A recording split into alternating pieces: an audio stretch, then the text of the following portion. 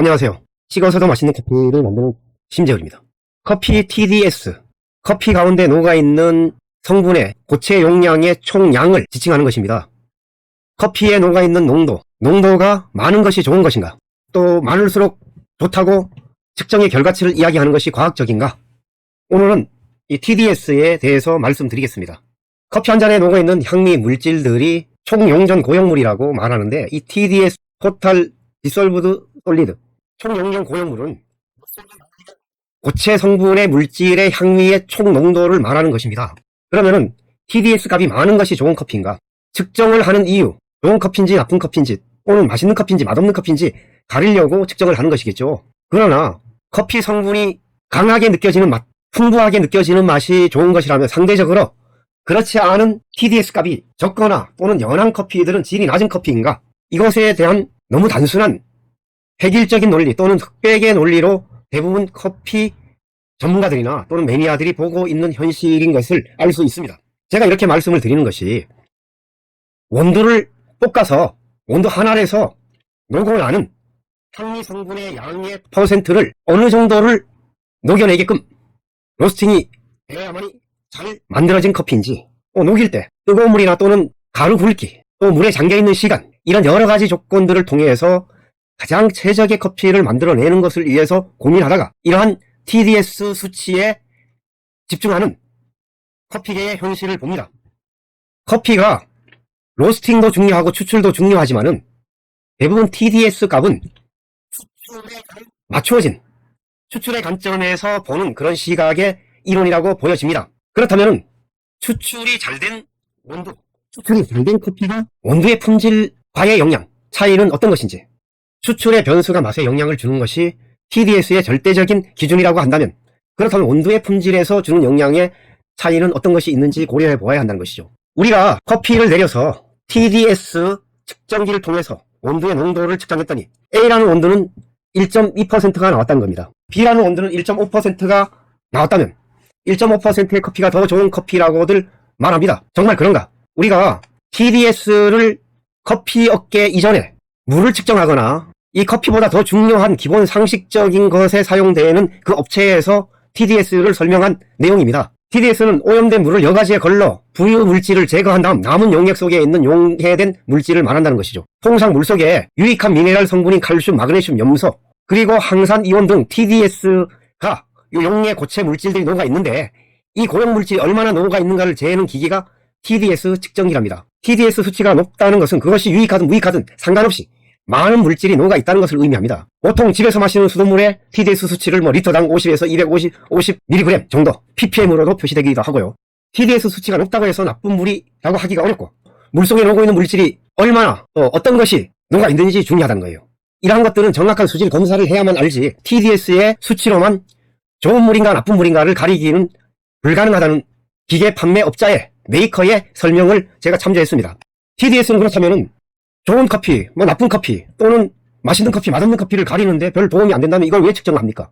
실제 그럴 의미가 없는 거죠. 그렇다면 한 가지 가능성은, 동일한 품질의 원두를 수치 비교할 때는 TDS 수치가 가능하다. 우리가 유명한 A, B, C 로스터, 커피 로스팅하는 전문가가 커피를 A, B, C로 볶아냈다고 합시다. 세 가지 원두를 TDS 수치를 분석했더니 당연히 A, B, C 다 달리 나오겠죠. 좀 적게 나온 거, 중간, 또 많이 녹여낸 거, 많이 추출된 거. 이것으로는 맛있는 커피, 맛없는 커피, 또 양질의 커피, 또 질 낮은 커피를 가려내기가 불가능하다는 것이에요. 고용 물질의 성분이 녹아나는 것은 우리가 일반적으로 볼 때 강배전 커피나 강하게 볶은 커피들은 많이 녹여낼 수밖에 없습니다. 연하게 볶은 커피는 당연히 덜 녹여내겠죠. 거기에 대한 한 예로, 제가 지금 연하게 볶인 커피에 뜨거운 물을 부어서 불림을 했는데 부풀음이 없습니다. 한 가지는 좀 강하게 볶인 커피를 뜨거운 물을 부었더니 봉긋하게 잘 부풀어 올라요. 로스팅에서 이산화탄소와 일산화탄소의 향미가 손상 입은 검은색 가까운 커피는 당연히 가스가 생깁니다. 열에 의해서 열화되거나 탄화가 되면 이산화탄소, 일산화탄소까지 생겨서 커피의 허니콤 구조, 100만 개나 되는 온도의 세포방 안에 가스가 가득 차 있게 됩니다. 또 내부에 15% 정도의 기름조차도 열에 의해서 타버리면서 함께 가스와 함께 작용해서 기름까지 강하게 볶인, 심하게 생각하면 타버린 기름까지도 포함되게 되는 것입니다. 그와 비교해서 이 연한 갈색은 부풀음이 없다는 것은 향미가 손상을 입지 않았다는 것입니다. 단 연하게 볶을 때 조심해야 할 것은 열에 의해서 덜 익은 성분들이 비릿한 덜 익은 향미나 또 역겨운 어떤 식물성의 어들의 좋은 쪽 말고 나쁜 쪽의 그런 향미를 그대로 간직하고 있다든가, 또는 볏짚 플레음, 나쁜 플레음, 좋은 플레음처럼 향긋하고 상큼한 그런 플레음의 신맛이 있는가 하면 그렇지 않은 역겨운 향미도 있을 수 있습니다.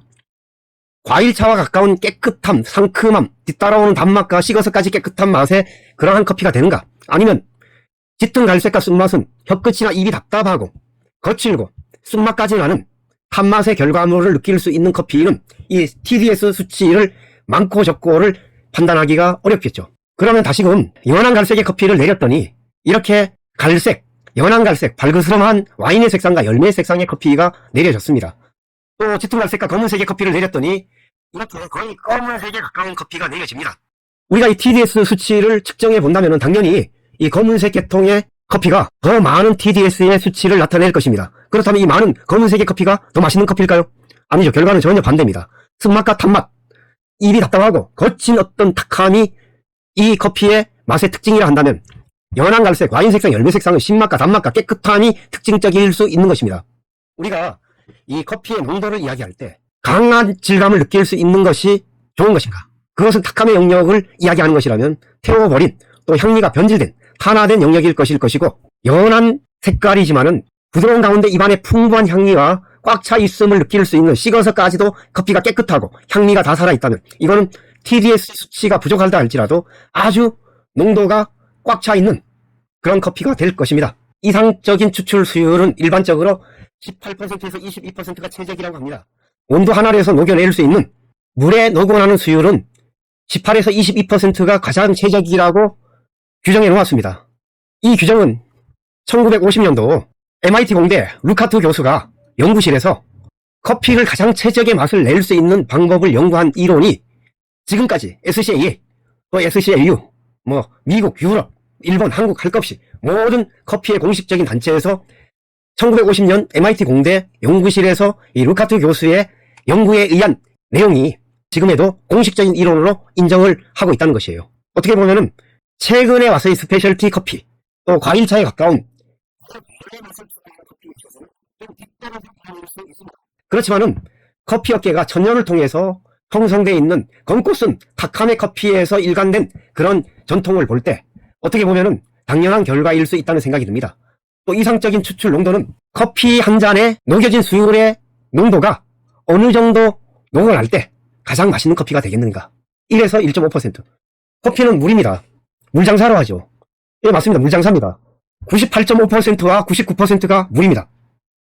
이렇게 1에서 1.5%의 커피의 농도가 아주 함축된 방향 물질인 이 적은 양이 커피 한 잔을 가득 채우는 겁니다. 1% 이내의 농도였더니 너무 연한 커피고 맛이 싱겁다고 얘기합니다. 1.5, 2% 때로는 더 넘어서면 너무 커피가 너무 강해요. 이렇게 표현을 합니다. 심지어 유럽이나 또는 미국이나 북유럽이나 각 지역에 따라서 이 커피의 농도, TDS의 수치에 따른 커피 한 잔에 녹아있는 수치를 달리 기준을 정하는 것입니다. 저는 커피 한 잔을 내릴 때 한 10배를 내리라고 합니다. 실제로 지금 이 수치 내려가면 아주 적게 내리는 것이에요. 하지만은 커피가 50년 전, 100년 전, 200년 전에는 대부분 강대전으로 커피의 향미가 거의 태워서 쓴맛이 난다고 생각할 때 최근의 경향은 이러한 농도와 수율이 많은 변화를 겪어야 한다고 생각합니다. 저에게 커피코나 커피의 수율 또는 TDS 수치가 어떠한지 질문하는 분들에게 제가 그동안에 그 수치는 별 의미가 없습니다라고 대답을 할 때 그분들의 아주 묘한 표정을 읽었습니다. 제가 오늘 이러한 영상을 통하여서 커피의 오래된 오해, 수치의 함정에서 벗어나야 한다는 것이죠. 수치 통계의 함정은 추론의 사고에서 시작된 모순일 수 있다는 것입니다. 1950년도에 연구실에서 이루어진 이 이론이 아직까지 세계 모든 커피 앞선 단체들의 공식 이론이 된다는 부분에 대해서도 저는 답답한 마음을 가지고 오늘 이 영상을 마무리할까 합니다. 커피는 과일차입니다.